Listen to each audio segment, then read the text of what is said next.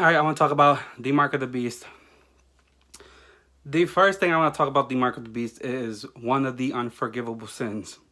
I want to put it, that's how serious this is, and I'm going to give you the verses, and you're going to see. All right, so, and that also destroys the once saved, always saved. Like, how are you going to be once saved, always saved, when you take the mark of the beast? They can't go together. So, anyway, this is Revelation 13:15.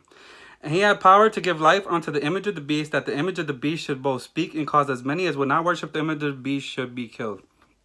So first sign, you don't take it, they're going to kill you. And he caused all, both small and great, rich and poor, free and bond, to receive a mark in their right hand or in their foreheads. Going to be right hand, forehead, mark 2, second sign. And that no man might buy or sell save he that had the mark or the name of the beast or the number of his name. Here is wisdom, let him that hath understanding count the number of the beast, for it is the number of a man, and his number is 600, 6. So 666, and the third sign is you won't be able to buy or sell without it. And this is 14:9. And the third angel followed them, saying with a loud voice, if any man worship the beast and his image, and receive his mark in his forehead or in his hand, the same shall drink of the wine of the wrath of God, which is poured out without mixture into the cup of his indignation, and shall be tormented with fire and brimstone in the presence of the holy angels and in the presence of the Lamb. And the smoke of their torment shall ascend up forever and ever, and they shall have no rest day or night who worship the beast and his image, and whosoever receiveth the mark of his name. So you see right there, they're tormented forever, no rest. So that's right. I'm telling you right now, the mark of the beast is one of the unforgivable sins. Don't take it. Okay. Now he said, I'm going to talk about Maurice Sklar, and a lot of people have said the same thing. I will put his video in the description below. But anyway, he says they were in kiosks, and it was happening all around the world. He said there were soldiers grabbing people out of their homes. They're trying to bring them to those places, and if you fought or you did anything, they'll kill you. He says they're also trying to trick people with food and water, which they did have food and water, but if you have to take the mark of the beast. And I feel like, who knows what other tricks they're going to do. Like, you have to be prepared. You have to be smart. Like, somebody was talking about this. I didn't even think about this. Like, let's say your phone told you to go somewhere. Are you going to go? Let's say the government told you, hey, you got to go here because of this. Are you going to go? And most people would. And, like, you can't trust the government for nothing. Whatever they say, you do the opposite. So he told me that. I was like, wow, I didn't even think of that. Like, so, man, who knows all the other tricks they're going to do to try to get you to go to these places. That's the first thing I want to talk about. And the second thing is, so he was watching this, and he says he saw people going there, and he saw an image come out, and it was like a holographic image. Now, I think, if you ever seen those concerts with those dead artists like Tupac, where they're there, they're right in front of them and look just like them, and they're moving, I feel like this is the technology that they're going to use to do, and it's going to be the image, exactly what the Bible says. It's going to be an image of the beast. It's going to be an image of the Antichrist. He's going to stand up right in front of them, and it's going to be better than that technology now, and it's going to be right in front of them. And they're going to try to, he says he was trying to tell them it's not that serious and all these things.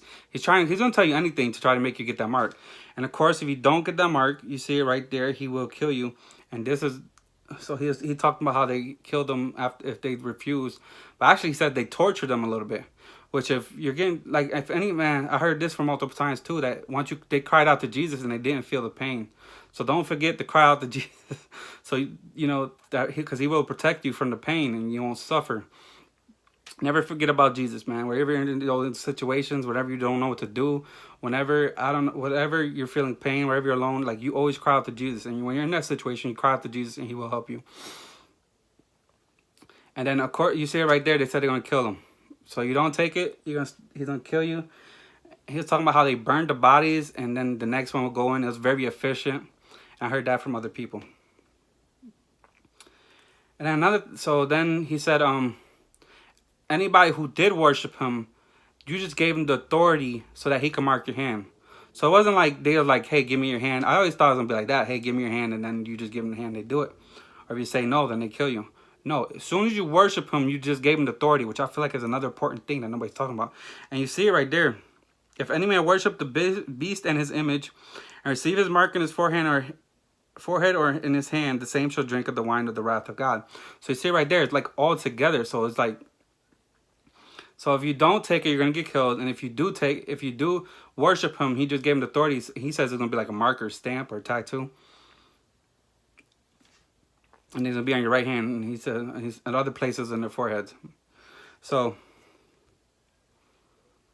and then he talks about how when they took it, it's like their mind was gone, which I keep hearing over and over. It's like as soon as you take that mark, you basically is Satan's DNA is mixed in there, and you are no longer redeemable by God. You cannot get saved. It's like, and your free will is gone, your mind is gone. It's like you're a slave to Satan. I don't know if anybody watched. There's a movie called Upgrade, which I don't recommend you watch. Very violent. But I watched this like before all the, I can't watch anything violent now and anything with sexual, but this was before all that. And anyway, in that movie, he takes a chip in the back of his head, or neck, I meant. And anyway, there's a robot talking to him. Anyway, it goes to a point where the robot takes over him. And he's in a dream world and he don't even know what's going on. And then the robot's, he's in control of his body and he's doing all these things. So that's basically what the mark of the beast is going to do. It's going to take control from you and you're no longer you. So that's what I want to talk about. And then, so I also want to talk about how, like, Satan ain't dumb. He knows this stuff. He's gonna like, I feel like, I don't know if he's just gonna come out like exactly the way the Bible says, or he's gonna do like upgrades. Like maybe the first one you take, they're not gonna force you, but it is gonna take away your free will, and you might get the mark of the beast, and you might be done. Or maybe the first one, nothing happens at all. You take it, everybody's fine. But maybe they might do a second one, which is the one the Bible's talking about. So you don't know. So my warning is, like, you got to be prepared. Like, you don't take nothing. I'm telling you, I'm not taking nothing on my right hand, forehead, anywhere. I'm not putting anything robotics inside of me. Like, no, I don't care. Like, I don't know, there's people, like, they get chipped implants to do these things. It's like, listen, I'm crying out to God to fix me. And if God doesn't fix me, oh, well. Like, that's how I'm looking at it. Like, I'm not taking nothing. And then I'm not going to worship nothing. And you do those two things, you're going to be okay. You're not going to have to worry about any of this. So that's my thing to you.